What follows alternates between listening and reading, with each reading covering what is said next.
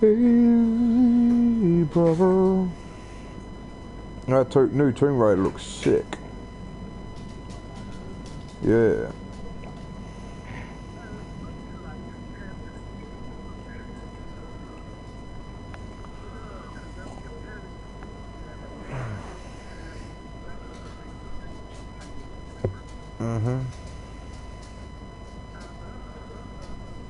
That's the way, I like it.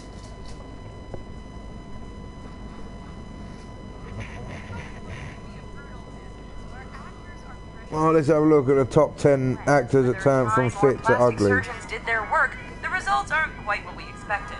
We'll let you be the judge. We made this video in collaboration with our good friends at Screen Rant. So yeah, I love what's right, alright. To see their video. As we begin, take a moment to give this video a thumbs up, subscribe to our channel, and join our notifications squad. Angelica Houston. Angelica Houston's career has been non-stop for several decades, from playing Morticia Addams in the Addams Family movies to being on TV shows like Smash, Medium, and Transparent. Houston has managed to keep working in Hollywood. A few plastic surgeries and a few decades later, she's definitely looking a lot different. If you compare her then and now photos, you'll see the results of going under the knife, as well as what Father Time has contributed. Perhaps her cosmetic decisions were wise because she is doing a lot better than other actresses her age. She got 60 chins. The Olsen twins stole our hearts in the 80s and 90s when they shared the role of Michelle Tanner on Full House. They were such a hit, they even got a few movies and books out of their fame. But time was not kind to the Olsen twins, and neither were their plastic surgeons. They actually got work done so they could look more different, probably to assert some independence. They definitely don't look the same, and people have wondered if it would have been better if they just left their looks alone. Their photos in the last decade have also sent a few shivers up our spines. Matthew Perry. We know and love Matthew Perry mainly from his work on the hit show Friends, where he played Chandler Bing. While on the show, Perry did struggle with his weight, and his co-star Jennifer Aniston helped him out. Today, he is still a working actor playing Ted Kennedy in the miniseries The Kennedys, Decline and Fall. If you look at Perry back on Friends and compare him to today, he's definitely aged, and there are rumors that he's had some plastic surgery. Courtney Cox. While we're talking about Friends, let's look at Matthew Perry's co-star Courtney Cox, who played Monica Geller. Cox has been well known for getting plastic surgery during and after her Friends days. Fans even watched her face change while she was on her other show, Cougar Town. She even had a disagreement with her best friend Jennifer Aniston after she made negative comments about plastic surgery. Cox has received some flack for her new look, but what can you do? We aren't the only ones to notice the awkward transformation, as Cox has even admitted some regrets over her plastic surgeries. Nick Nolte. Okay, so to be fair, Nick Nolte is pushing 80, so the natural aging process is definitely at hand here. But unlike the fine wine, Nolte has had moments where he looks like he's aging more. You've got another Super Saiyan coming in, as well as that, you've got the Grand Priest coming in. The Grand Priest gonna fight Goku. Yeah. Yeah, the Grand Priest's a prick, mate.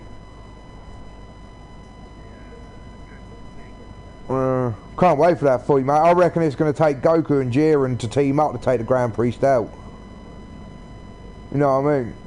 Yeah, because Grand Priest is like the second strongest in everything, isn't he? The only one that's stronger than him is, you know, I forgot his name, the God. Yeah, whatever. Yeah, the Grand Priest is his right-hand man, isn't he? Yeah, so I reckon he's going to come down. Goku and Jiren's going to fight him, and this other Super Saiyan that comes in, everyone thinks it's either going to be Broly or Goku's dad. Yeah. I hope Bardock comes back, mate. He's a fucking savage cunt.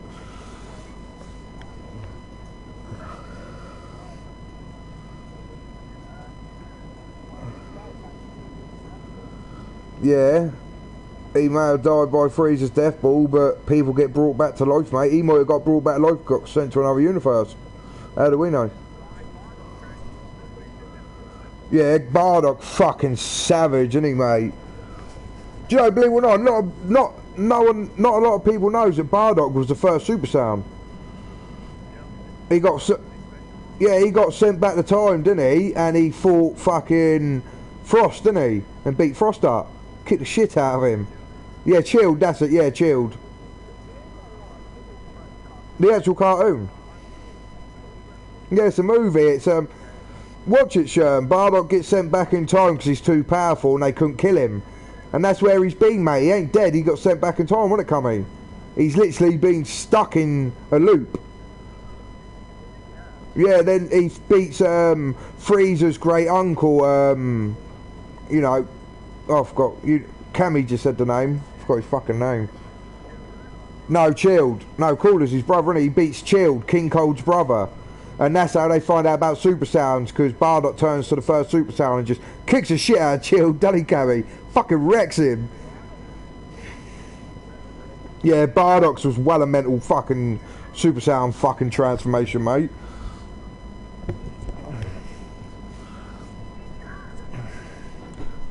And that was it, mate. Like, fucking love Bardock, mate. Everyone's thinking Bardock's going to come back and evil and he's going to be brainwashed and he's going to have to fight Goku. That'd be a fight, mate.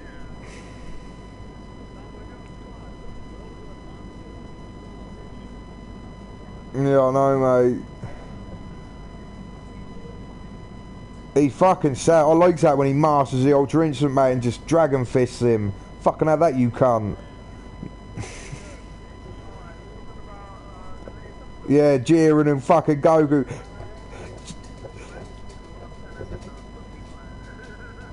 Sorry, mate. I ain't gonna give it. Yeah. I ain't gonna like give anything away, yeah, sure, but Jiren's a fucking monster. Fucking hell.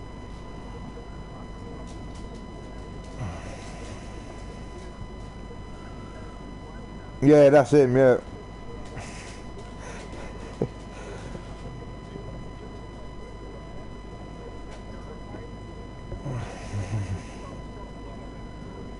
Yeah. But Jiren's got Ultra Incidents as well when he unlocks these. He's a fucking monster, he is, mate. Everyone thinks that fight's going to go on forever, Cammy.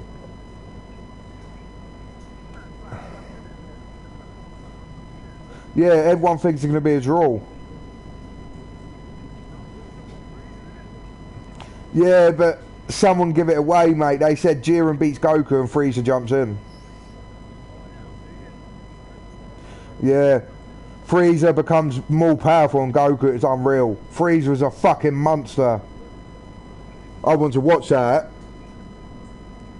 Everyone knew, yeah. Everyone knew it was coming, mate. Everyone knew Frieza was going to turn against them, didn't they? Everyone. Remember, what did Goku say to Frieza in Resurrection F? If you trained and just kept training, what's Frieza been doing? He's been hell, mate. He ain't had nothing else to do but train. Yeah. So you know... yeah, he's been training for 10 years, mate. Who's been training for 10 years? Frieza. So Frieza, mate, how do we know? Frieza might have unlocked Ultra Instinct as well. No, that's not possible. Hey, Terry? That's not possible unless he goes up against Jiren in Tournament How and we actually find that, know that for sure. He does. Oh, I know he's going to go up against it. There's just Sham ain't seen it. No, they say it in the spoilers. Yeah, I know, they say it in the spoilers, yeah, but because Goku gets taken out, Yeah, they say that in the spoilers. I'm not going to finish it. How the fuck's Goku, mate?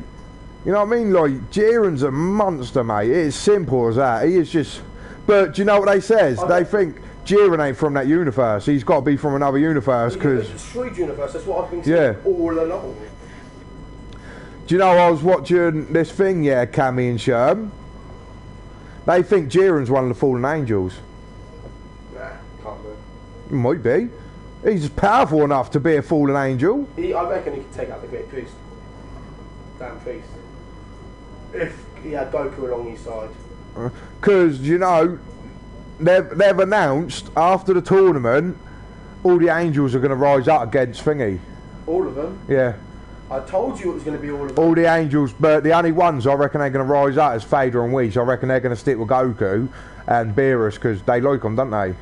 By rise up, I thought you meant rise up against the Grand Priest. Yeah, they do. And Goku goes on Grand Priest's side. What's it? Of course Goku's going to stick on Grand Priest's side. Everyone's going to stick on the Grand Priest's side, aren't they, boys? Everyone. If the angels go against him, everyone's going to be on Grand Priest's side. You got to remember, them angels, yeah. No, what I mean is, I thought you meant the angels are going to go against him, as in fight him. Yeah, they are. And you reckon Goku's going to be on the Grand Priest's side? Yeah. No, not Grand. No, not sorry. Not. I'm getting it mixed up. Not the Grand Priest. The Grand Priest rises up with all the angels, and he wants to fight Big Boy. Jiren and Goku. No, not Jiren and Goku. The boss. Omni King. Huh? Omni King. Yeah, Omni King. Yeah. Mate, if Goku and Jiren's on the Omni King side, they are going to get destroyed. Oh, I'll come and help you. 2 secs, Cammy. I'll have to come and help you, mate. In a bit, dude. Yeah, because what people? Do you know what I reckon, Sherman, Cammy? I reckon the Omni King's got a brother. He can't be the only one. I'm John Chagrin. Oh, mate. You know what I mean, boys? Omni King can't be just him. Well, honestly, Pete, if he is and he remains a kid, and it takes like 2 godzillion years for him to reach that age, then he's one and truly immortal. I think it's mental that Omni King just click his fingers and destroy everything. Oh yeah, definitely. That's savage, isn't it? And that's why he likes Goku, isn't he? Because Goku wasn't scared of him. And he told him straight, and Goku's, I don't give a fuck you, I'll fight you. Goku, I reckon like Goku and Omni King will have a sparring match. I reckon Omni King will train Goku one day. I reckon they'll have a sparring match. I reckon, because I reckon, you said the angel's going to rise up against the Grand Priest. He's the one who created everything. Pete, you know that you said the Grand Priest is going to rise up with all the angels, right? I think that's going to be right at the end of the next series. Yeah, because you've got the proper Omni King, ain't ya? He's the main one that likes Goku, isn't he? Yeah. Have you heard the Omni King's voice as well, Paddy? Yeah. Because what people think as well, you know, the tournament, if you lose, your universe gets destroyed. Yep. Yeah, we don't think that's happening. I think it is. No, because the angels are sitting there smiling. Yeah. Yeah, and if the universe got destroyed, the angels will be gone. I don't think it's like that. Honestly. Yeah, some of them are evil. Did you know the Grand Priest? Did you know, by the way, the Grand Priest is the one that got the Omni King to do the tournament? No, that was Goku. No, and the Grand Priest. No, I know it was Goku, but the Grand Priest wanted it to happen so all the universities can get wiped. Now the Grand Priest has got 2 universities to worry about. That's it. Yeah, Can you let the dog out, Terry? Huh? Can you let the dog out? No. I can't be fucked to get up. Look, he's gonna let you out, mate. Context. I let him out all the time. He pisses me off. I've let him out 10 minutes ago. I don't know, mate. But I don't know if you lot know, boys, you're actually doing a real action movie, Goku and Cell. The Cell Saga. Yeah, real life action. What are you doing over my phone? What? Yeah, mate. That's fucking sick, that Full Metal Alchemist live action, isn't it? What's Yeah. it? Full Metal Alchemist. Never heard of it. Oh, it's an anime, really good, mate. You're gonna watch what? Death Note. Oh, mate, Death Note's amazing. Death Note is good. Yeah, Death Note's wow good. Yeah, William Dafoe's wow good, mate. Right. But everyone said, Sherm, on Death Note, the way they made him, he should have been in a horror movie, mate. He looks fucking mental. I reckon that should be the way he... Yeah, William Dafoe's voice is so mean in that as well, isn't he? That's his normal voice, though. I liked it when he goes. Normal voice is Yeah, scary. I liked it when he says to him, only 2 people's guessed 2 parts of my name and they never lived. And he's like that, what? He goes, what about if I put your name in the notebook? He's like, yeah, try it, bitch. I made the notebook. Honestly, I would love to find out his name. Mate, that Death Note, mate, I fucking love that movie. Yeah. That Full Metal Alchemist, that's alright as well, I like that. Oh, you know the anime of Death Note, Pete? Huh? You know the anime of Death Note? Yeah. You know Light? Pete? Yeah, I've seen that. Yeah, that looks good. That Yeah. does. You know Light? Yeah. He becomes what Thingy is. Oh yeah. Yeah. He doesn't become him. He becomes one of the races. Oh no. You know, he said two people was only guess his name. There was two others in the anime. Yeah, there's. So I think it's them two. Yeah, yeah. He turned them into them. Yeah. I reckon Light's gonna guess one of a part of his name. Yeah. Well, Light dies, doesn't he? Huh? Light dies. And what? The anime. Yeah, and he becomes one of them. Yeah. Yeah. That's what it is. If you use the Death Note, you become one of them. That's But what. That makes no sense because there's only. If you survive. 4 of them, I mistake. Yeah, but if you survive, remember most people who do the Death Note die. They go crazy, yeah. So I reckon if you survive the Death Note and you hand it back or hand it past, where you've survived the power of it, you become one of them. That'd be wow sick being immortal though. Yeah, being immortal, yeah. I reckon Light's just gonna rise up and beat the shit out of that cunt. You know, at the end of the movie, you see Light's eyes change red. Yeah, that's because he's turning. That's because he's turning. Mm. Yeah. It does it in the anime. I'm like, he's gonna. Yeah, I know. What do you do, boys, if a Death Note dropped down and you rip people dying in it? And I'll turn it back. would you? I'll survive it and take it back when I'm ready to hand it back, and hopefully I'll. Yeah, mate, I'll tell you, I'd be the only one left on this planet. Me and my family would be the only ones left on this planet.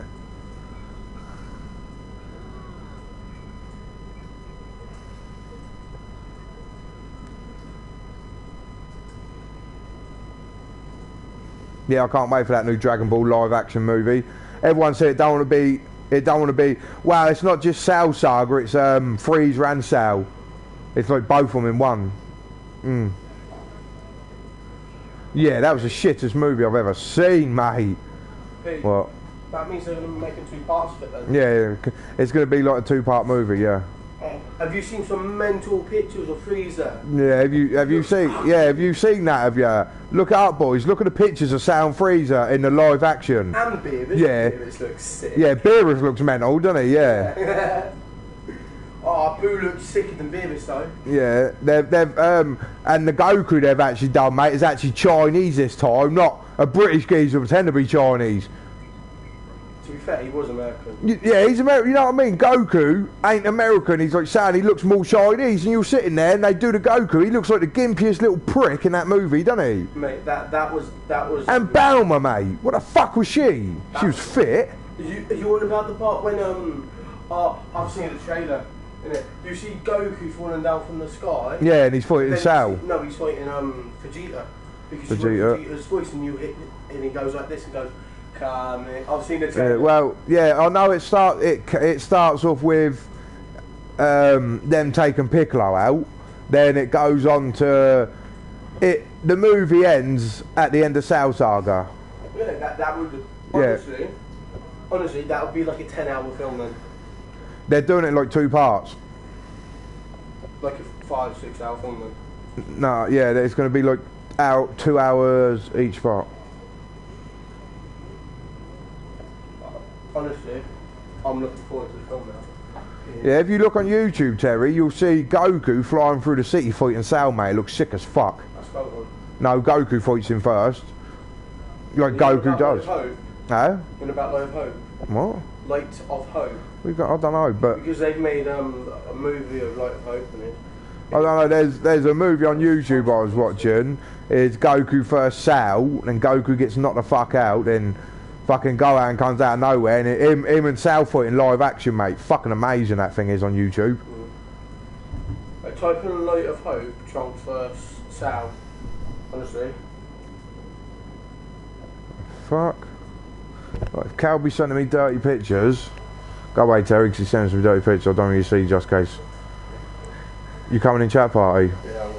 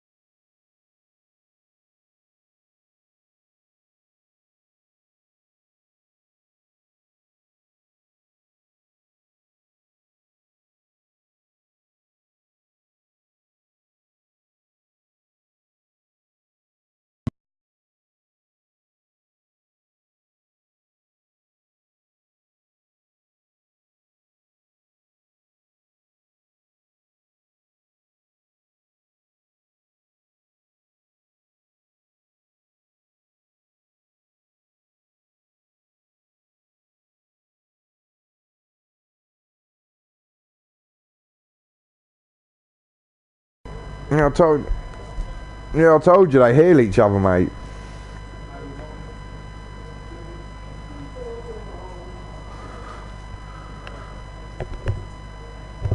Back on me, boys.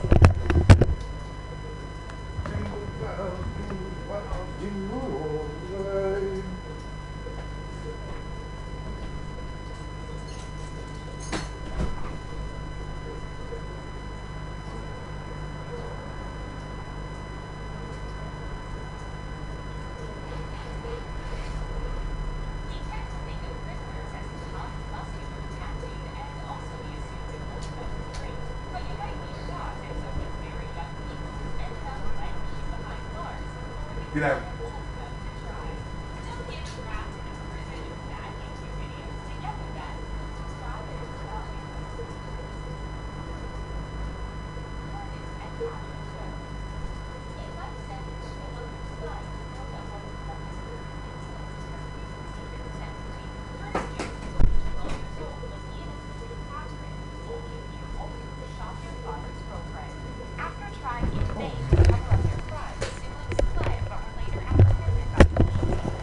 Lives before their crime had been fraught with abuse. They were tried as adults and sentenced to 18 years in prison. He ain't seen the last 10 Terrys, Both shush. siblings pleaded guilty, and thus there was no trial and no opportunity for the judge to consider the abuses that the children had suffered in their short lives. As he headed off to prison, young Curtis lamented that he wouldn't be able to bring his Nintendo with him. At the age of 30, Catherine was released after spending her teenage years behind bars. She married a Navy senior chief who she had met as a pen pal in prison. Curtis was recently released at the age of 29, having become an ordained minister while in prison. Catherine claimed that she is happy to be finally free, but Curtis declined to comment on his newfound freedom. Lionel Tate. Although the result of young Lionel Tate's actions was undeniably horrible, there are many who feel that his sentence was a gross miscarriage of justice. When he was 12 years old, Tate was playing with a young girl half his age who lost her life as a result of rough play with the older boy. Although he was an intelligent child, Tate had been in trouble numerous times before, and there was much debate over whether this was simply a tragic accident or not. The prosecution offered Tate a plea deal that would have meant serving a mere 3-year prison term. Shockingly, Tate and his mother turned it down in hopes of an acquittal. Instead, Tate became the youngest person in America to ever receive a sentence of life in prison with no possibility of parole. However, he got a second chance when the conviction was overturned when he was 17, and he went from spending his life in prison to 1 year's house arrest and a decade of probation. Just a couple of years later, when he was 19, Tate was arrested for armed robbery, a conviction which violated the terms of his probation. This time, he's looking at 30 years behind bars. Max McDougal. When you visualize kids in prison, you might think of young kids in jumpsuits with facial tattoos, but some of the youngest people living in prison have done nothing wrong. Little Max McDougal has grown up behind bars because of the crimes of his mother, Jacqueline McDougal. She was caught stealing silverware in order to support her drug habit. She was pregnant when she entered prison, and Max has lived his whole life behind bars with his mother. Although she and Max don't interact with the general population, it's still very much a prison. Despite having to bring up her son in prison, McDougal calls her sentence a blessing in disguise. She admits that she was going down a bad path in life, and ending up in jail was a wake-up call that she needed to get clean and change her lifestyle. Keeping a baby in prison with his mother costs taxpayers about $24,000 per year, but it also lowers the rate of the mother reoffending. And since each year in prison costs $30,000 for an adult inmate, many people believe it's a better idea to let children remain in prison with their mothers. Mary Bell. A little girl convicted of murder sounds frightening enough, but knowing that we have no idea where she is now or what name she goes by is haunting. Mary Bell was convicted of manslaughter for her role in the passing of 2 little boys, Martin Brown, age 4, and Brian Howe, age 3. These crimes were committed when Bell was 10 and 11 years old. Psychiatrists believe that she was a psychopath, and the judge called her a danger to other children. She was to be detained until further notice in the Red Bank Community Home, a place for children to be incarcerated. Although this place looked like a normal home, it was really anything but. Children adhered to rigid routines, must complete chores, and are completely detained within the building. Later, she was sent to an adult prison before her release. She was detained for 12 years total and was granted anonymity along with her freedom. This means that she was able to change her name and travel freely, purportedly having a daughter and later becoming a grandmother. Anissa Weier and Morgan Geyser. This recent case made headlines due to the young age of the girls involved and the bizarre motive.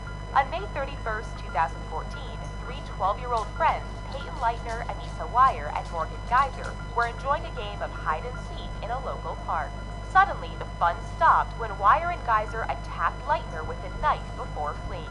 Thankfully, Leitner survived her injuries, and Weier and Geyser were arrested. The girls claimed that they had been trying to kill their friend to appease the fictional character Slender Man. This creepy character is a result of a Photoshop contest, and both girls insist that they had to attack Leitner or he would have hurt their families.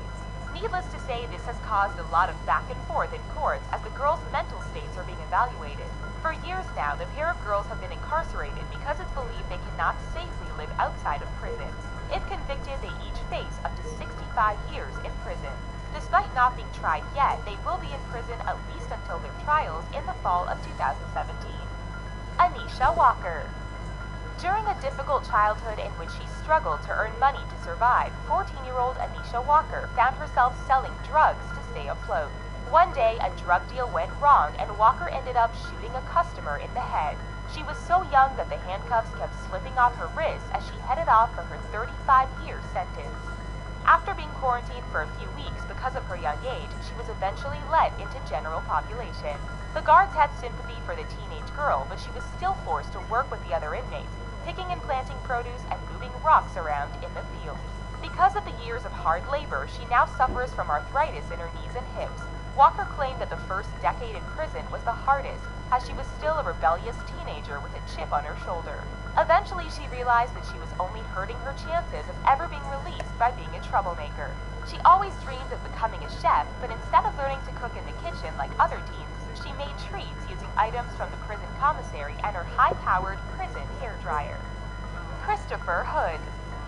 After being a victim of childhood abuse at the hands of his father and older relatives, 11-year-old Christopher Hood was arrested for assaulting two young girls.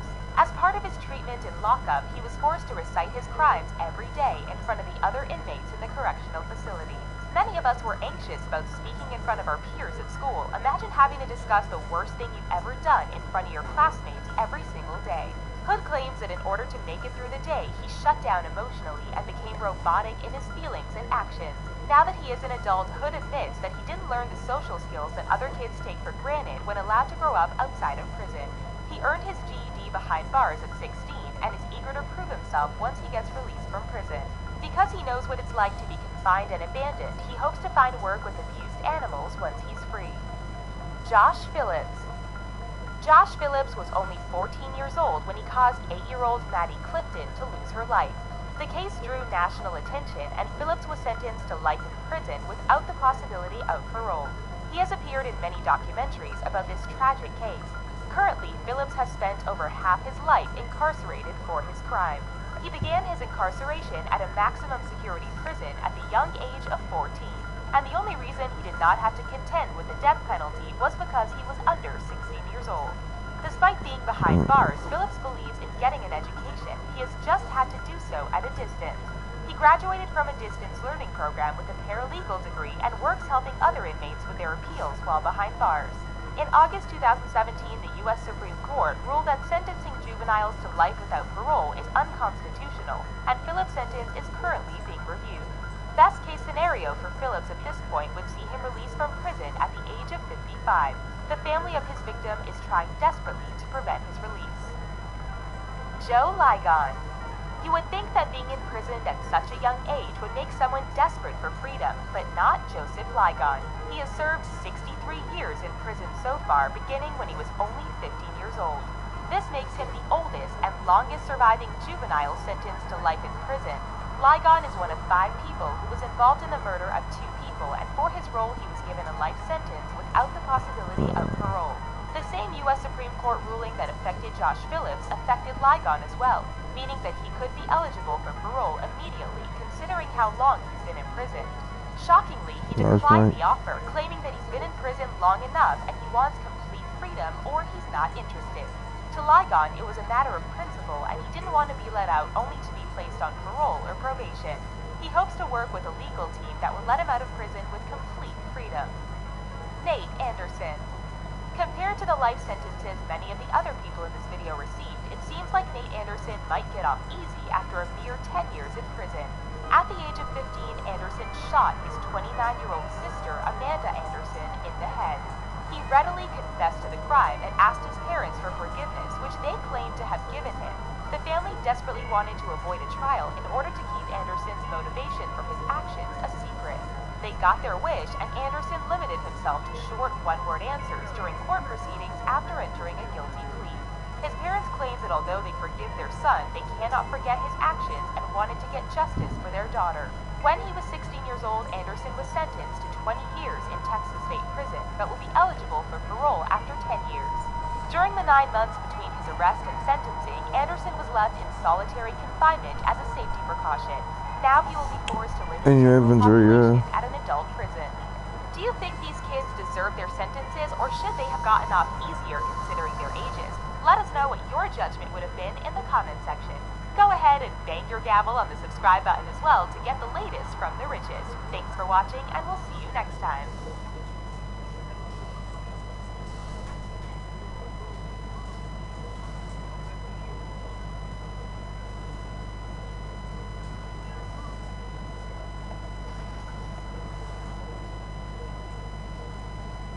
There's a running joke in Hollywood that if you're a star who's not so hot anymore, there's always that other industry that can help you make the cash to pay your bills. Well, that joke is based on lots of truth. Here are 10 stars who ended up doing adult entertainment. Before we start, let the riches continue to entertain you by hitting that subscribe button. Kendra Wilkinson. Technically, Kendra Wilkinson got her start in the adult entertainment industry and was even one of Hugh Hefner's many girlfriends for a time until she got married. Kendra also starred in the reality series Girls Next Door, as well as her own show called Kendra on Top. She had a sex tape scandal from a tape that was made in 2005, but it wasn't released until 2010. There was another video released where she co-starred with her best friend Taryn Ryan, and that release just happened to coincide with the release of her book, Sliding Into Home, so it was likely not a coincidence. Adrienne Curry. Adrienne Curry was the first winner of the hit series America's Next Top Model, and she went on to pose for some of the biggest names in the fashion and magazine industry. Not only did she move on to star in other reality shows like My Fair Brady, but she has also done some work for the adult entertainment industry. She posed for Playboy on more than one occasion, was named one of the 25 sexiest I think you do actually, yeah, I think you got to die to him. Even in the Playboy Top 100 Women that same year. Dustin Diamond. We know Dustin Diamond best as Screech from the show Saved by the Bell. After his time on the hit show, Dustin's career slowed down. He was eventually on the reality show Celebrity Boxing as well as Celebrity Fit Club. Surprisingly, he also had a stint in the adult entertainment industry, and his big role was in the adult film Screeched, Saved by the Smell, which doesn't sound like the sexiest adult film in the world. Dustin eventually got busted in 2014 for stabbing someone, and he had to pay $1,000 in restitution as well as spend 120 days in jail. Trishelle Canatella. Trishelle Canatella has been one of the more successful stars out of real-world Las Vegas, with subsequent appearances in other reality shows and even winning $20,000 from a poker tournament. Canatella has even appeared in a made-for-TV film. But along with her media appearances, she has also dived into the world of adult entertainment. She co-starred in the DVD Girls of Reality TV with Arissa Hill, where she stripped down and talked about her time in reality TV. She has even posed for Playboy. Joni Laurer. We best know Joni Laurer under the name Chyna, and she was once one of the most popular female wrestlers in the world.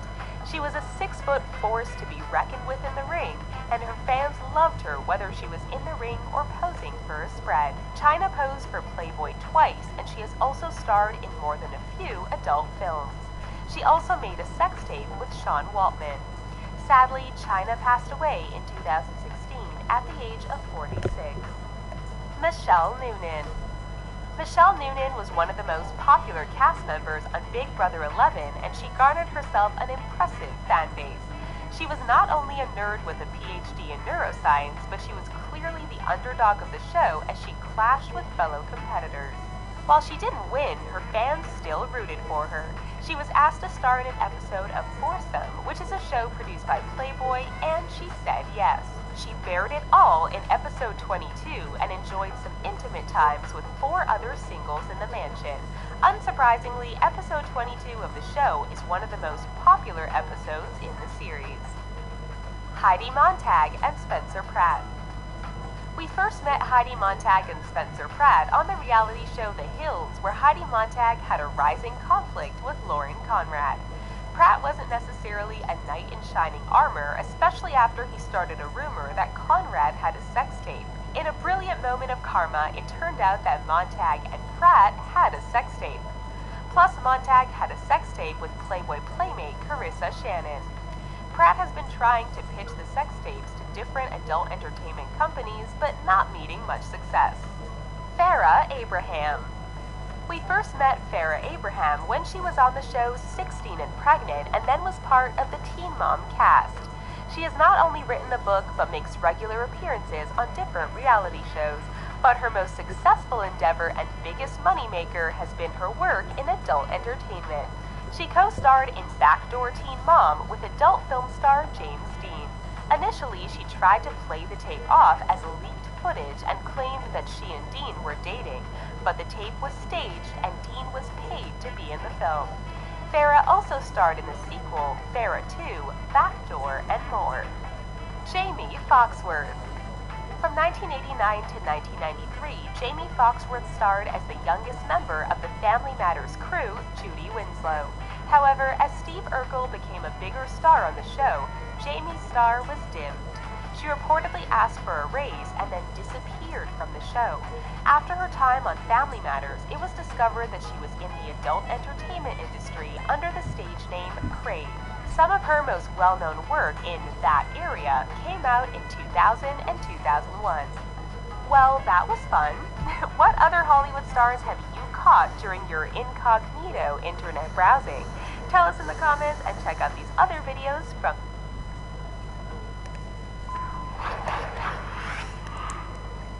Life is hard enough as it is for the average person, but imagine how much more difficult it is for people who are transgender.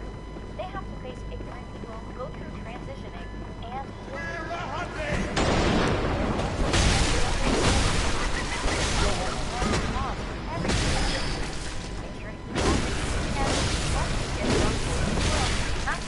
American rapper Chanel.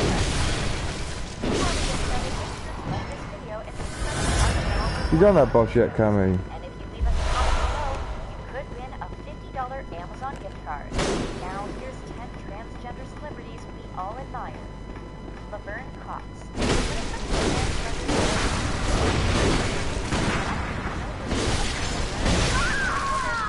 Man, them witches ain't nothing, mate. On the hit TV show Orange is the Black.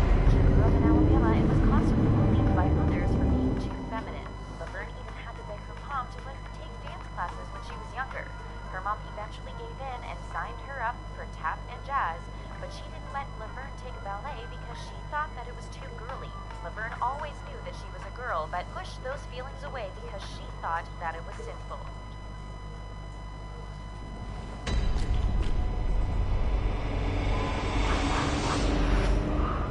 Whether you're looking for motivation yourself or you just want to applaud your favorite celeb, you'll be inspired by these celeb success stories. We will show you 10 celebrities who put in the work to lose incredible amounts of weight. You might even have trouble recognizing them at first glance. To get the latest from the taco, be sure to hit the subscribe button. Now, let's get motivated.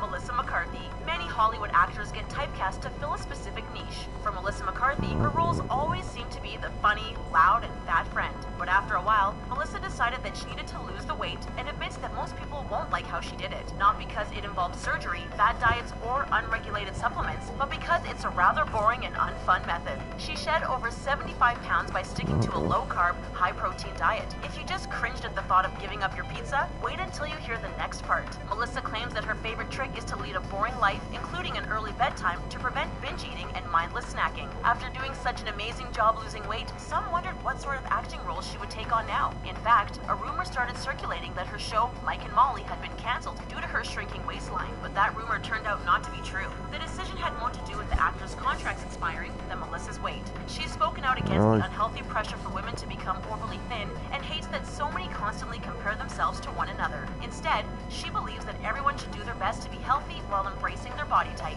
Drew Carey. Even though he played the titular character in a show named after him, Drew Carey claims that the Drew Carey Show was a tough period of his life.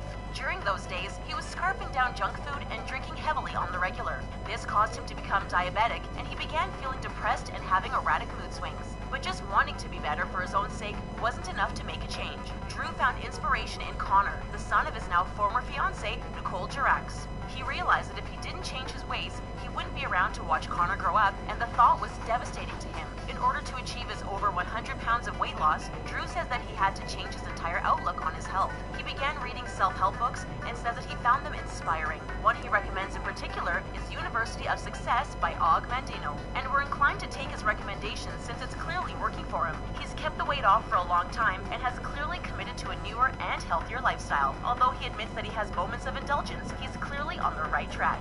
Jimmy Kimmel. When we hear about celebs losing weight, we are used to hearing that they went high protein, low carb, or that they learned the magic of portion control. However, Jimmy Kimmel has effectively used a very unique method of weight loss that seems to be working for him. Jimmy says that he actually grew up being quite slender, but over time, his lifestyle caught up with him. Even Dr. Oz called him to tell him that he was concerned about his health, which is as good a sign as any to lose weight. He started out the typical way, by counting calories, drinking protein shakes, and eating smaller portions. That worked for about 25 pounds before he needed to switch things up. Now, he adheres to the 5-2 diet, in which he eats very little for 5 days and then whatever he wants for 2. On fasting days, he consumes under 500 calories and admits that this makes him rather cranky. He mostly subsists on coffee, pickles, and eggs during this time, and then eats what he likes on the remaining 2 days of the week. Since he abhors exercise, he doesn't force himself to work out and believes that helps him stay on track since he feels happier about his regimen. Hey, we support whatever works, and this is clearly working for him. Sam Smith. You definitely recognize Sam Smith by his music, but he looks incredibly different than he did a few short years ago. Growing up, he was teased for his weight, but losing it was a struggle. In order to do so, no crash diets or shortcuts would work. Sam claims that in order to see weight loss, he had to totally change his relationship with food, which was excruciatingly difficult. Oh, Cammy. Oh! He's kept the weight off for years, which is incredibly Cammy. and not at all easy. He admits that it's hard to balance his love of eating with his desire to maintain his weight loss. For years, food wasn't just a source of Cammy, you little an nonce. emotional band-aid. When he was overcome with loneliness or depression, he would find How dare you say what? You say yes, sir. eating habits all the more difficult. But it seems he has accepted this as one of life's many hardships, and he's dedicated to eating right. He's even started making his own meals from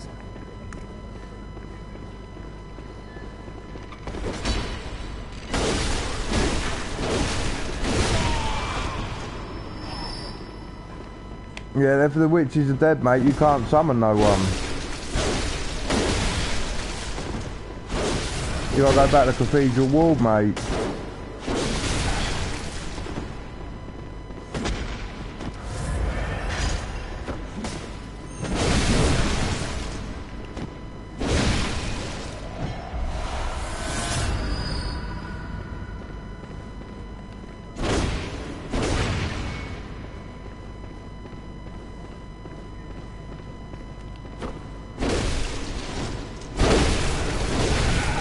Oh mate, I'm just fighting a hunter.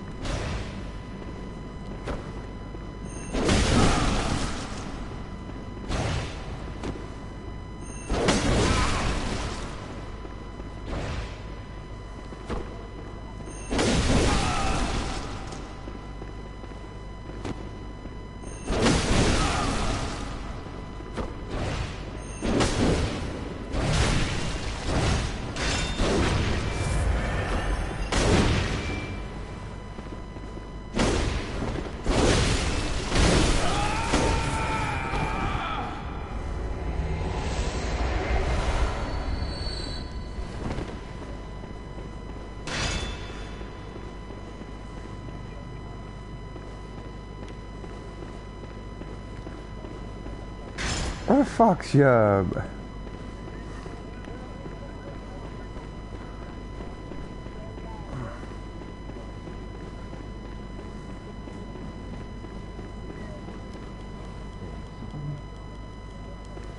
I'll talk some wank.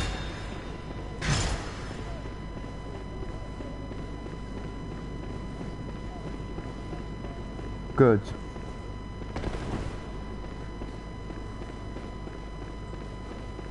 Cammy! Cammy!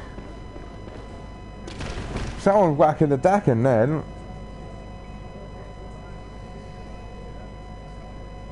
No, you can't, mate. If you wait and let me tell you where you got to go. You go right, left, up, down, left, right, up, down, left, down, to the right, to the left. Now, what you do, yeah, Cummy.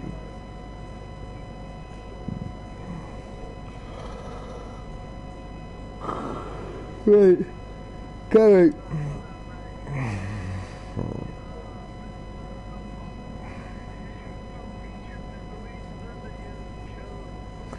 Well, Cammy, go back to the first lamp on the ladder.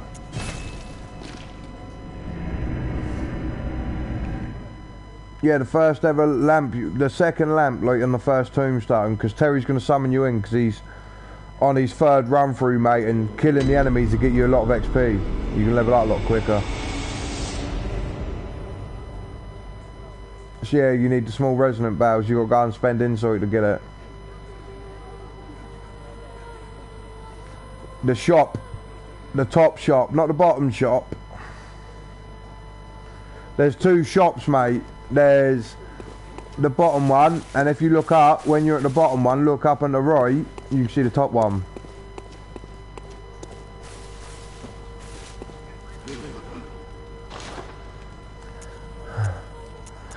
Oh!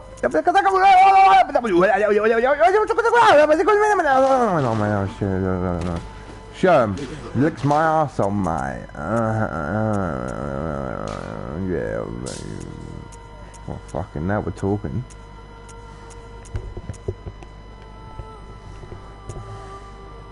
I can split your bum cheeks.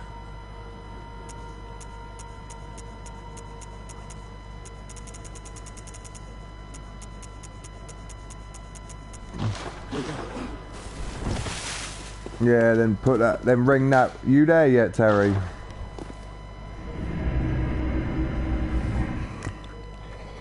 Pee-pee for my bum hole.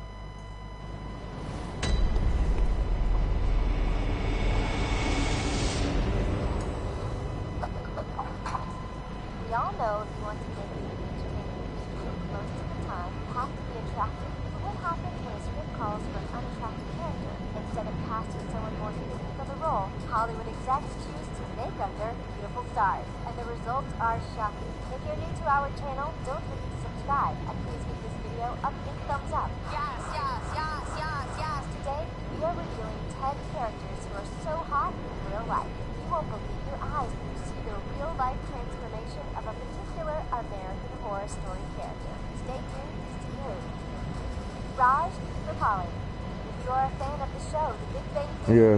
Already know it's based on some pretty nerdy characters. To get these actors into real dork mode, the show's producers made sure to dress a few of them down. One of the show's most iconic characters is Raj Rapali, and there might be more than meets the eye if the actor who brings him to life. This is Kunal Kapoor as Raj, and this is him in real life. Though there isn't a huge difference, we definitely see him as a cooler version of the TV nerd. But maybe even more surprising, considering how Raj seems to always strike out with the ladies, is the fact that in real life, Kunal married an ex-pageant queen. That's right, take a look at his gorgeous wife, Neha Kapoor. Neha competed in the Miss Universe pageant when she represented India in 2006. The couple met in their home country, and it didn't take long for them to figure out they wanted to spend the rest of their their lives together. Their wedding day was one for the record books. It lasted 6 days, and they invited 1,000 of their closest friends and family. Not bad for a guy who plays a TV dork, if you ask us. Betty Suarez. You would think that casting someone to play a role in a show that starts with the word ugly would require someone to fill that description. But that just isn't the case for actress America Ferrera, who played the starring role in the TV show Ugly Betty. Of course, the producers... Let us know you're here, Terry. I'm ringing my resident bell. But there are still signs of total bomb. Just ring your resident bell. Come here and wait for Terry. Betty Suarez looked like in real life. Take a look for yourself. She's pretty stunning, don't you think? When she drops the fake mountain hair, her perfect curly whites are able to shine through. Plus, who knew that she had such an amazing figure? It's like they tried to make her really frumpy in the show. Considering how beautiful she is, we are pretty sure the show's wardrobe department had a tough time trying to hide her natural beauty. Sadly, people haven't always been kind to the actress without her weight. But now that she is in her 30s, she totally owns herself and her body image. We applaud anyone who stands up to body shamers, and we aren't even sure what they had to shame her about. The woman looks great. We love that she is all about body acceptance, and we can't wait to see what's next with this stunning young actress. Tasha Tasty Jefferson. One of the standout characters from Orange is the New Black has to be Tasha Tasty Jefferson. While all Do what you want, mate. Just hurry up so you can help him. Danielle Brooks may have the most impressive transformation to her real-life self. We are used to seeing Tasty as a tough-as-nails chick with a soft spot for her friends. But when Danielle is back to her normal self, it's completely shocking. Here she is posing for a photo shoot for People magazine, and we can't believe this is the same person. This was part of People magazine's 2017 Most Beautiful Woman issue, which features the actress with no makeup and minimal Photoshop. We love that they included her on this list because she is totally deserving, and the way she unapologetically owns her dazzling curves and stretch marks is awe-inspiring. But don't let these pictures fool you. The actress does it all up as well, and the results are equally as stunning. Just take a peek at some of her more glamorous pictures. Can you believe she almost didn't even take the role of Tasty? We couldn't imagine the show without Danielle in it. She is not only beautiful, but also uber talented, considering she is already finding success outside of the popular Netflix show. We are pretty sure Danielle Brooks is here to stay. Guilfoyle. For some reason, nerds are all the rage in the TV world right now. And one TV show that has a cast full of them is... You got your bell ringing. If you're a fan of the show, you probably have a love... Not you, Cammy. Guilfoyle. With his arrogant one-liners and judgy demeanor, it's only natural for him to bug you a bit. But for some reason... You on the top of the ladder, yeah? That may have to do with the fact that the actor who brings Guilfoyle to life is totally lovable. This is what Guilfoyle actor Martin Starr looks like in real life. He's pretty hard to believe.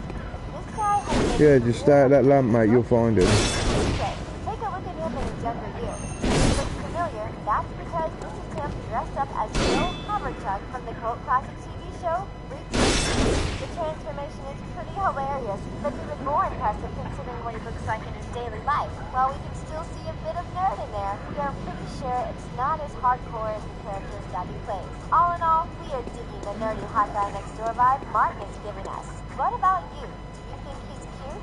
Let us know in the comments section below. Barb Holland, one of the biggest shows to come out of 2016, was Netflix's instant classic Stranger Things. People seriously couldn't get enough of this 1980s themed thrilling TV show. And one unexpected character to steal the show was Barb Holland. After her passing, Barb became an internet sensation, mostly because of her seemingly innocent personality, and the fact that she was one of the first victims of the Demogorgon that was haunting Hawkins, Indiana. Fans loved the mom jeans wearing goody two-shoes, and it was sad to see her go, but just wait until you see what the actress who plays Barb looks like in real life. This is Shannon Purser, and you might be surprised to learn that this was Shannon's first acting role ever. The actress did so well that she was even nominated for an Emmy. Not bad for a show business. No.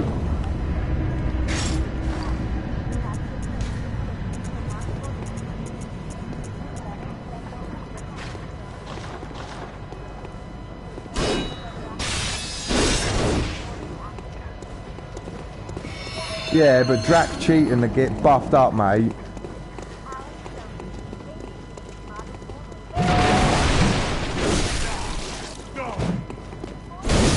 We'll show you, mate.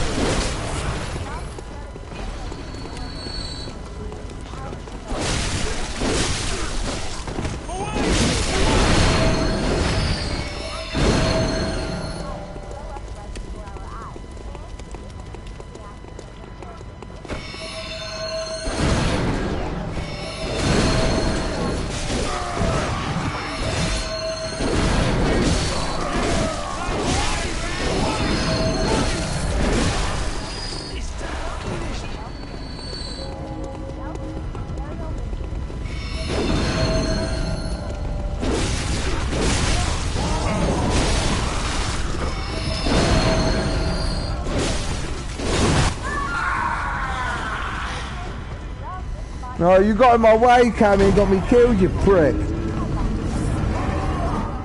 Can't believe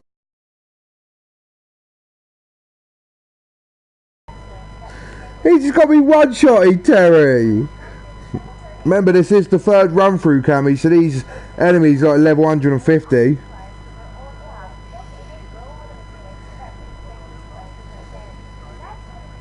Yeah, just ring your bell, mate. Terry's bell's still ringing, she'll pick him up. Right, Terry, Scotty's coming on. Do you mind getting him in your world as well so you can get some fucking points? Can you invite him, please, Cammy? Yeah, if you get them both in your world, Terry, get them points.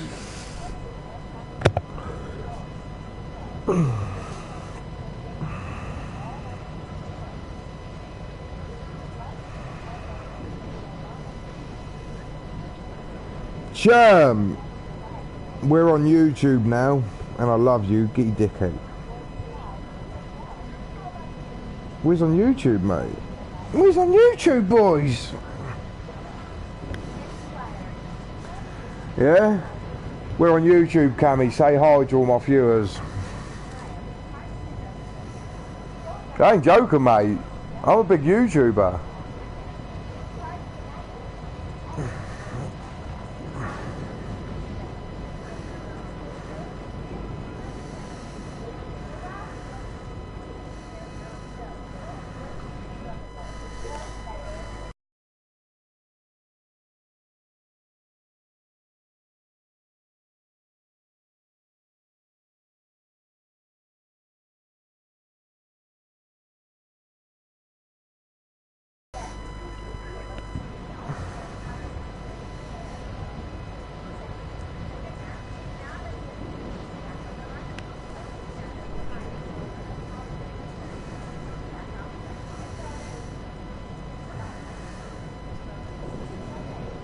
He's back where he was, mate. Oh, look who the nonce is, mate. Scotty. Why'd you fuck off last night, geez?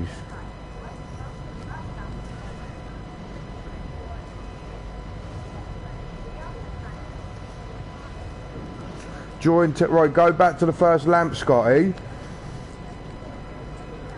Join Terry's world, he's in a run for it, give you a shitload of XP.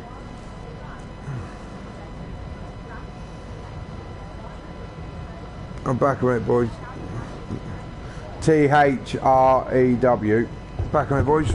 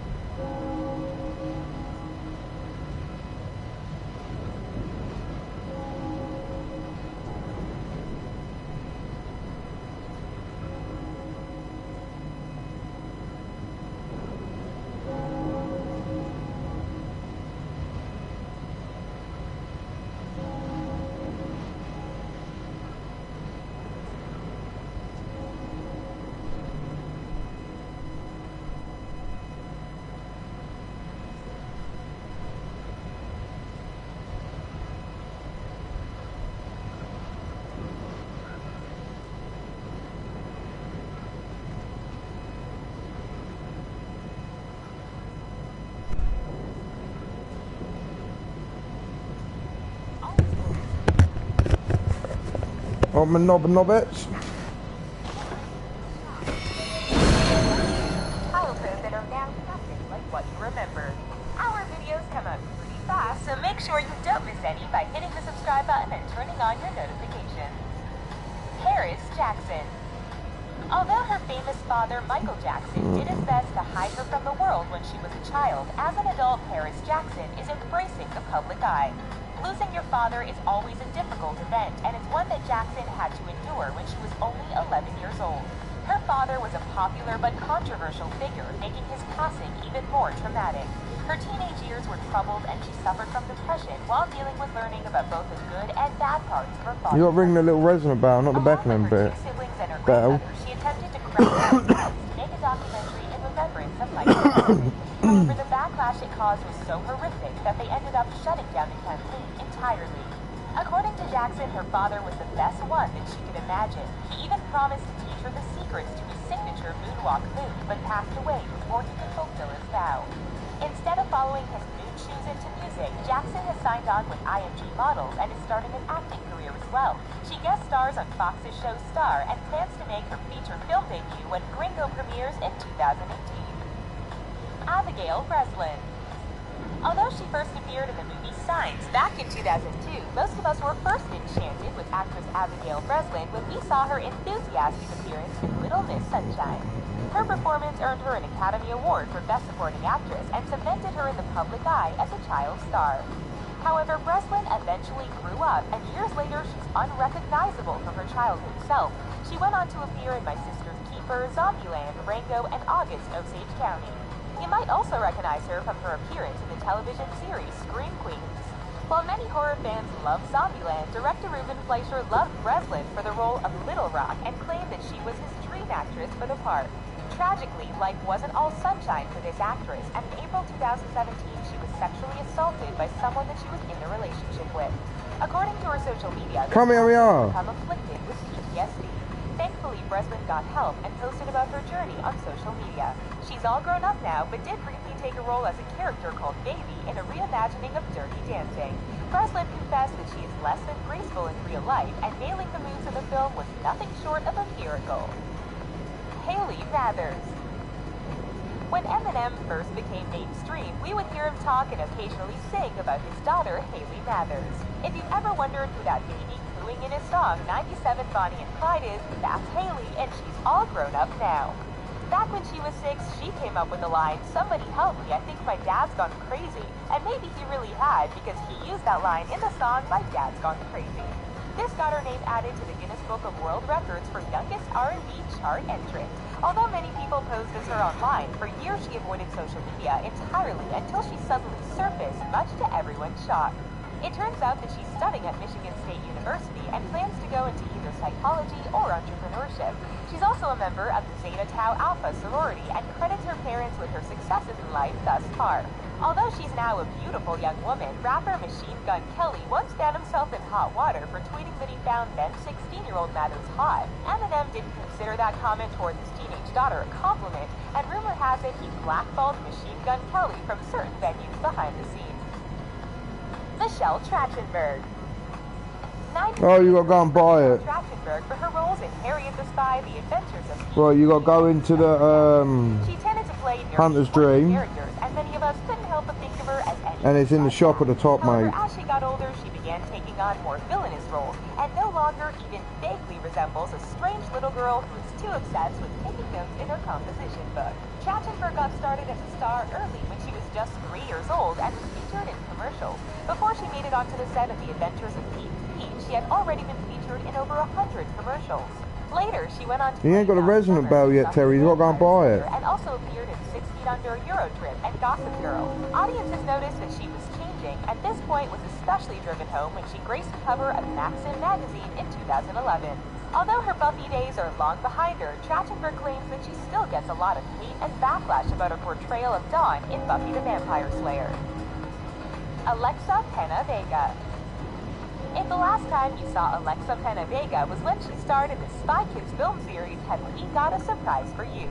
Back when she was Alexa Vega, she got her start in the movie Twister and moved on to other roles before landing the role of Carmen Cortez in Spy Kids. During all 3 films, she performed most of her own stunts. Her fearless nature served her well as she moved on to other roles, including appearing in The Devil's Carnival, Machete Kills, Wicked Blood, and The Hunted. She eventually married actor and singer Carlos Pena Jr. and changed her last name from Vega to Pena Vega. Living with your spouse can be exhausting at times, but these two work together as well. They share a YouTube channel called Lex Loves Laws, where they talk about their lives and their Christian faith. The two struggled to conceive a child, which they were perhaps a bit too open about how many times it took during interviews. However, their persistence paid off, and Pena Vega gave birth to a son named Ocean King Pena Vega. Slow down a minute, because it's time for our trivia question. We all know about Eminem's famous daughter Haley, but he has 2 other adopted daughters as well. What are their names? Keep watching for the answer. Jonathan Lipnicki. You probably know Jonathan Lipnicki as the adorably bespectacled little boy from Jerry Maguire's Stuart Little and the Little Vampire. This blonde-haired, blue-eyed little kid dropped out of the public eye for a while as he made the transition from child actor to awkward teenager. He was exhausted from being hounded by the paparazzi and found being a typical high school student much easier. At first, he was bullied for his fame and film appearances, but Lipnicki claimed that he isn't ashamed of his past. For some reason, we are guessing nobody picks on him much anymore, especially once he started earning belts in martial arts. Looking at his muscular physique, you would never guess that he was the same boy from Jerry Maguire. He claims that one of his life goals is to earn his black belt in Brazilian Jiu-Jitsu, and he's recently received his purple belt. Behind the scenes, he's been interested in martial arts since he was a child and even trains others to fight as well. Although he currently claims that he is in no way physically prepared to enter an official MMA fight, he won't rule it out for the future. Kylie Jenner. Because her growing up was done in front of a multitude of cameras, we sometimes forget that Kylie Jenner was an innocent little girl. For a long time, people watched Keeping Up with the Kardashians simply to catch a glimpse of her big sister Kim. The older Kardashian siblings may have taken up most of the camera time in the beginning, but now Jenner has her very own spin-off called Life of Kylie. She hasn't been slack in contributing to the Kardashian empire of brands and released 2 nail lacquers called Wear Something Spark Kylie and Rainbow in the Styling. Along with her sister Kendall, she launched the Kendall and Kylie collection with PacSun, and that's just the start. She now has her own cosmetic line, Kylie Cosmetics, and is one of the top 10 most followed people on Instagram with over 95 million followers. In 2014 and 2015, Time magazine listed her on the list of most influential teens. Now that she's officially no longer a teenager, we can look back from the Jenner we know today to the little girl we first met on reality television. Even Jenner poked fun at herself, posting a screenshot from the show that featured her promising not to grow up too fast. Kendall Jenner. For those of you that have trouble keeping the younger members of the Kardashian clan straight, Kendall is known for her modeling and for her regretful appearance in that Pepsi commercial. You know the one. She has come such a long way since we first saw her on Keeping Up with the Kardashians, and in 2015 she made the Forbes list of top earning models, placing at number 16. Jenner started out doing commercial print ad campaigns and photo shoots, but then transitioned to strutting down the runway for high fashion designers. She's practically made her home in between the pages of Vogue magazine and acts as a brand ambassador for Estee Lauder. But despite her success, she freely admits that she was forced to grow up way too fast. Some people claim Lick my arsehole. Oh, lick my arsehole, come here. Ah! Really know how to hustle. Jenner claims that she was raised to be a workaholic and felt that she has been grown up for a long time. Being constantly surrounded by adults and older siblings took its toll on Kendall, and she confessed that she was apprehensive about actually leaving her teenage years behind. Keisha Knight Pulliam. We watched Keisha Knight Pulliam grow up right before our eyes as Rudy Huxtable on The Cosby Show. In 1986, she was the youngest actress ever to be nominated for an Emmy Award at only 6 years old. She was nominated for Outstanding Supporting Actress in a Comedy Series. Although she didn't win the Emmy, she did go on to win the celebrity version of Fear Factor in 2002 and the celebrity version of The Weakest Link. Over a decade after her role as Ruby ended, we couldn't help but notice that she had shed her signature brightly colored sweaters when she played Miranda Lucas Payne on the TBS show Tyler Perry's House of Fame. She ended up marrying former football linebacker Ed Hartwell, and the couple had a daughter named Ella Grace. Unfortunately, their daughter was born after a bitter divorce, and Knight Pulliam has allegedly struggled to get her ex to pay child support for their daughter. Despite his hefty NFL retirement pension, Knight Pulliam claims that he isn't paid up and additionally has been dragging his feet when it comes to consent forms to allow her to travel with their child. Tanya Raymond. When she was young, Tanya Raymond appeared on many of our favorite television shows. These include Malcolm in the Middle, That's So Raven, and The Brothers Garcia. We knew her as a plain-looking, quirky girl next door and was shocked to see her take on a more adult role when she played Alex Russo on the ABC drama Lost.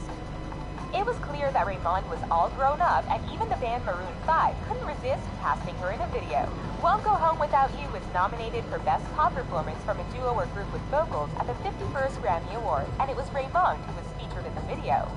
In addition to appearing in shows, films, and music videos, she has been branching out to some behind-the-camera work also. When she was only 17, she wrote, edited, and directed a short film called Cell Division. Despite how young she was, the film was successful at the festivals it was shown at. Now she is working on her first feature film as a director, which is a crime thriller called Little Saigon. Eminem has 2 other stunning daughters besides the well-known Haley Mathers. What are their names? They are Elena Marie Mathers and Whitney Scott. These former child stars have grown up and changed so much that it's hard to recognize them at this point. Would you have recognized these stars if you just saw their after photos? As always, thanks for watching The Richest, and don't forget to like this video and subscribe for more. We'll see you next time.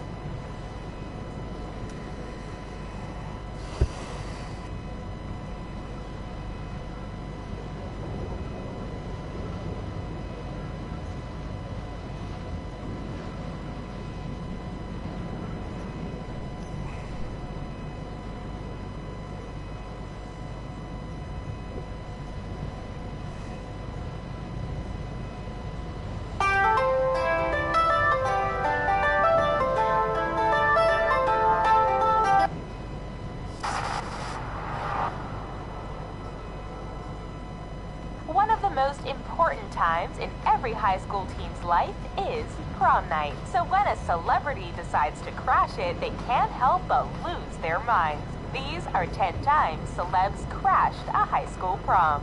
Don't forget to keep your ears open because we are going to hit you up with a quiz question somewhere in the video. And as usual, the best answer will get pinned to the top of the comments. If you are new to our channel, don't be a wallflower. Click that red subscribe button to get in on the prom action. Selena Gomez. Sometimes teens like Selena Gomez are too busy working on becoming stars to attend their own proms, which is exactly why Gomez hadn't been to prom by the time she was 16. So of course her curiosity was piqued when she walked past a high school prom in Toronto. While celebrating the release of her film Princess Protection Program, Gomez and BFF at the time, Demi Lovato, ditched the movie's party to hang with a crowd more their age. The Etobicoke Collegiate Institute just so happened to be partying in the same district as the film premiere party. When Gomez and Lovato spotted the festivities, they knew it was too good to pass up. The pair were able to convince the security guards to let them have a peek inside. Minutes later, they were dancing up a storm with other prom goers. Sadly, their prom night was cut short when security asked them to leave since they weren't students of the school. That didn't do much to damper Gomez's mood because hours later she was bragging about the prom crashing and how happy she was to know what prom is like on Twitter. Jason Derulo. Growing up in or around Los Angeles can make teens immune to star power, but when a celebrity decides to crash your prom, it's still one of the most exciting experiences ever, especially if that celebrity is pop star Jason Derulo. In 2013, Culver City high school students thought they were going to have a normal prom. Little did they know that Derulo was backstage waiting to surprise them. The time finally came and Jason took the stage in front of the prom goers who proceeded to lose their minds. Derulo performed a few songs and jumped around so much that he had to take his shirt off. He even stayed around long enough to help crown the prom king and queen. Students were so shocked that their school was able to pull this off that many of them were speechless. In the end, everyone had a fantastic time, and Derulo, who had never been to prom, had his first successful prom experience. Shaun White. It seems like every year more and more teens are asking their favorite celebrities to be their prom dates. So when Pennsylvania teen Carly Monso reached out to Olympian Shaun White in hopes of getting him to go to prom with her, she was very hopeful. That is, until she never heard back from him. He is a busy Olympic athlete after all. She ended up finding someone else to take her to the dance and forgot all about it. Then, while at prom, she was called to the stage by one of the deans from her school. Once up there, the stage's curtain dropped, revealing Shaun White and his band, Bad Things. Monzo was obviously in shock because she had no idea White had even seen her video, let alone that he would show up to her prom. White and his band played a few songs for the prom goers while Monzo jumped around on stage. White was even able to share a slow dance with Monzo. Considering it was White's first prom, it is safe to say the Olympian had the best prom night ever. Nina Agdal. If You you lot aren't finally someone's job here. first choice for a date for prom, don't worry, you aren't alone. Even celebrities like Nina Agdal weren't their prom date's first choice, but that didn't Sorry, stop put them your from hair having down. a blast. In 2013, Jake Davidson had his heart set on going to prom with Kate Upton. He uploaded a video to the internet hoping she would see it. Davidson lucked out because not only did Upton see it, but she even tried to clear her schedule so she could go to prom with him. Sadly, the Leave it supermodel quick, was Terry, I'll filming a join it movie quick. and had to ditch Jake, leaving him dateless. You help That is Cammy until quick while I Nina try doing Agdal this for stepped Spotty. in. The Sports Illustrated model may not have been Davidson's first choice, but he wasn't complaining. Agdal showed up for prom night, making Davidson look like a stud in front of all his classmates. The night went off without a hitch, and Davidson even told Nina to look him up if she was ever back in LA.